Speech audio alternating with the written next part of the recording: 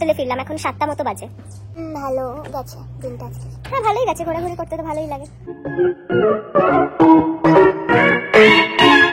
Good morning everyone, this is Arpita and welcome to this new vlog.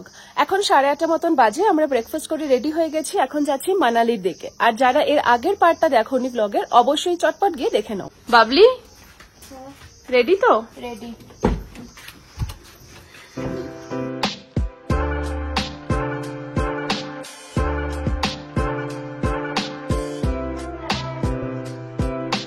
Shimla থেকে Manali distance প্রায় 7 থেকে 8 ঘন্টার মতন। একটানা তো গাড়িতে যাওয়াও যায় না। আমরা ফার্স্ট নিয়েছিলাম একটা লাঞ্চ ব্রেক, তারপর বেশ অনেকটা যাওয়ার পরে রাস্তাতেই পড়ে এই পান্ডো ড্যাম।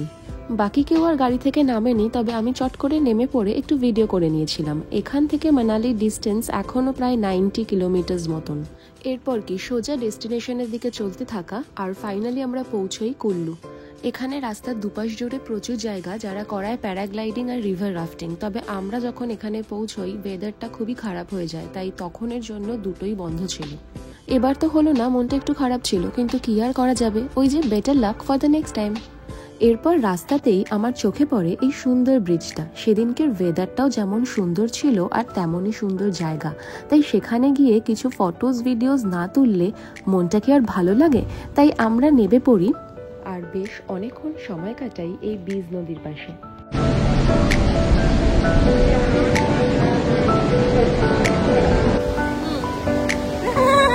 কুল্লু থেকে মানালি যাওয়ার সময় রাস্তার দুপাশেই পড়ে বেশ কিছু দোকান। এমনই একটা দোকানে আমরা গেছিলাম, কিন্তু এখান থেকে আমরা কিছু কেনাকাটা করিনি। এখানের এই কাজগুলো দেখেই আমরা বেরিয়ে পড়ি, আর বাইরেই ছিল একটা চায়ের দোকান। তোমরা জানোই চা তো আমি মিস করি না। বলবে মা, বলো কি বলবো, বলো কিছু। চাটা কেমন লাগছে? এতদিন পর একটা ভালো চা খাচ্ছ? ভালো লাগে।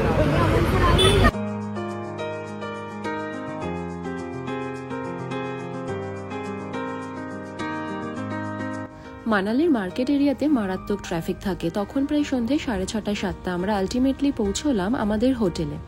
আমরা কিন্তু সব জায়গাতেই একটাই রুম নিয়েছিলাম। এখানে রুমটা দেখতে একটু ডিফারেন্ট ছিল, আমাদের বেশ ভালো লেগেছিল। এরপর যত তাড়াতাড়ি পসিবল আমরা ফ্রেশ হয়ে চা কফিটা খেয়ে নিই। তারপর সন্ধ্যের খাবারটা খেয়ে কিছুক্ষণ রেস্ট নিয়ে আমরা একটু তাড়াতাড়ি সেদিনকে ডিনারটা সেরে নিয়েছিলাম। হ্যালো এভরিওয়ান, এখন বাজে 4:30। হ্যাঁ, আমরা ভোর 4:30টার সময় রেডি হয়ে বেরিয়ে পড়েছিলাম, কেন কি ড্রাইভার দাদা বলেছিল যত তাড়াতাড়ি বেরোনো যায় তত নাকি কম ট্রাফিক পাবো। তবে দেখো রাস্তার অবস্থা। ও বলা হয়নি, আজকের first destination Rohtang pass. Hotel থেকে যখন বেরোই তখন কিন্তু বাইরেটা অন্ধকার, আর 30 মিনিট দূরের এই রাস্তাটায় আসতে ততক্ষণে ভোরের আলো ফুটে গেছে। এরপর আমরা এই ড্রেসগুলো পরে নিই আর স্টার্ট করি রোটাংয়ের জন্য। ততক্ষণে প্রায় 6:30 বেজে গেছে। যেতে যেতে গাড়িতে ঘুমিয়ে পড়েছিলাম। হঠাৎই যখন ঘুমটা ভাঙলো, বাইরে তাকিয়ে দেখি গাড়ির সে কি বিশাল লাইন।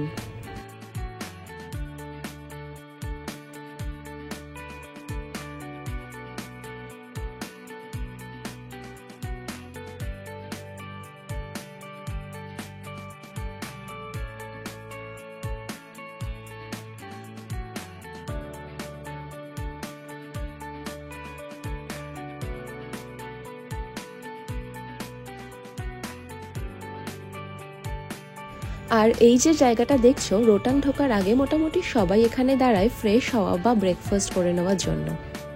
আমরাও নেমে ফ্রেশন আপ হলাম আর ম্যাগি খেলাম। ব্রেকফাস্ট ডান আমাদের, আর এখান থেকে রোটাং 17 কিলোমিটার। এরপর আমরা রোটাং এর পথে। পাহাড় আমার জন্য সবসময় প্রিয়, আর তার সাথে যদি বরফ পাওয়া যায় তাহলে তো আর কথাই হবে না। আর তোমাদের জানাই মানালি থেকে রোটাং পাসের ডিস্টেন্স 35 কিলোমিটার। আমরা মানালি থেকে স্টার্ট করেছিলাম 6:30টার সময়, আর এখানে পৌঁছই তখন প্রায় 11:30-12টা। তার মানে দেখতে পাচ্ছ তো কতক্ষণ টাইম লাগলো, শুধুমাত্র রাস্তাতেই এত ভিড় থাকে বলে। আমরা না এখানে পৌঁছতে পেরেই অনেক বেশি এক্সাইটেড ছিলাম।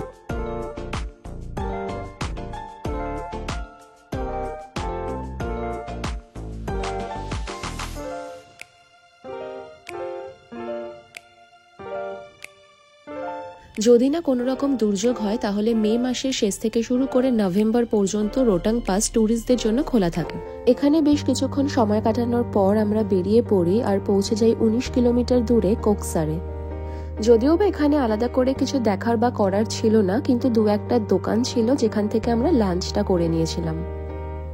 তারপর এখান থেকে বেরিয়ে অটল টানেল হয়ে চলতে থাকা সোলাং ভ্যালির দিকে। অটল টানেল থেকে সোলাং ভ্যালি কিন্তু মাত্র 16 থেকে 17 কিলোমিটার, তবে এখানে রাস্তায় প্রচণ্ড ট্রাফিক থাকে আর তার জন্য একটা জায়গা থেকে আর একটা জায়গায় যেতে অনেক বেশি সময় লেগে যায়। যাই হোক, সোলাং ভ্যালি এরিয়াটা কিন্তু প্রচণ্ড জমজমাট। আর আমরা এখানেও বেশ কিছুক্ষণ সময় কাটালাম, ঘোরাঘুরি করলাম, ফটোস তুললাম, ভিডিওস করলাম। শীতকালে নাকি এই পুরো জায়গাটাতেই বরফ থাকে, যদিও বা বরফ ছাড়াও কিন্তু এই জায়গাটার একটা অন্যরকম সৌন্দর্য আছে, তাই না? রোটাং পাসে কেমন মজা হলো? খুব ভালো মজা হয়েছে। আমার যদি আবার লেগে গেছে একটু। লেগে গেছে তো ভিডিওটা করলে ভালো হতো। ওটা মিস হয়ে গেল। সেদিনের মতন আমাদের ঘোরাঘুরি হয়ে গিয়েছিল, তারপর আমরা স্টার্ট করি হোটেলের দিকে। Good morning everyone.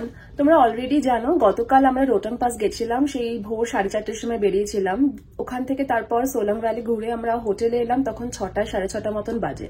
আর এতটাই টায়ার্ড ছিলাম যে তারপর হোটেলে এসে কিছুক্ষণ রেস্ট নিয়ে ডিনার করে ঘুমিয়ে পড়েছিলাম, তাই তারপরে আর কিছু রেকর্ড করা হয়নি। আজকে সকালবেলা উঠে রেডি হলাম, এখন ব্রেকফাস্ট করব আর তারপর বেরোবো।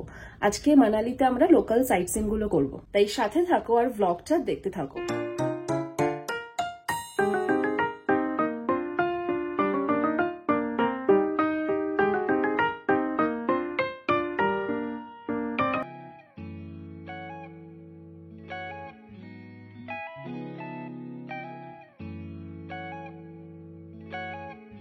প্রথমেই আমরা চলে যাই হিডিম্বা টেম্পলে। আমাদের হোটেল থেকে এই মন্দিরটার দূরত্ব ছিল মাত্র 10 মিনিট।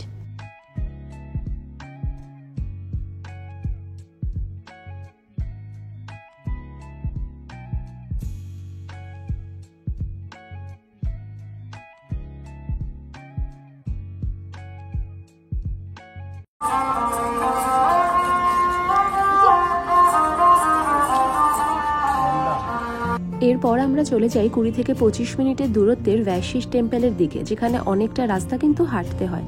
ওখানেই রয়েছে আরো দুটো মন্দির, একটা হলো শিব ঠাকুরের মন্দির আর একটা হলো শ্রীরামের মন্দির।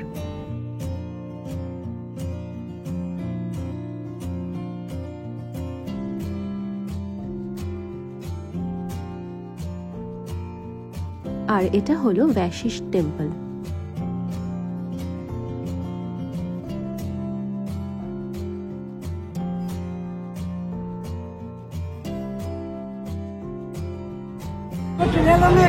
डर लगता है, डर लगता है। আর ফেরার সময় ওখানেরই এই ক্যাফেটায় চলে যাই, এখান থেকে আমরা লাঞ্চটা করে নিয়েছিলাম। আজকের এই ব্লগ এতটাই, এর পরের পার্টটা আসবে খুব তাড়াতাড়ি। ব্লগ কেমন লাগলো অবশ্যই জানিও কিন্তু। Till then take care, bye by.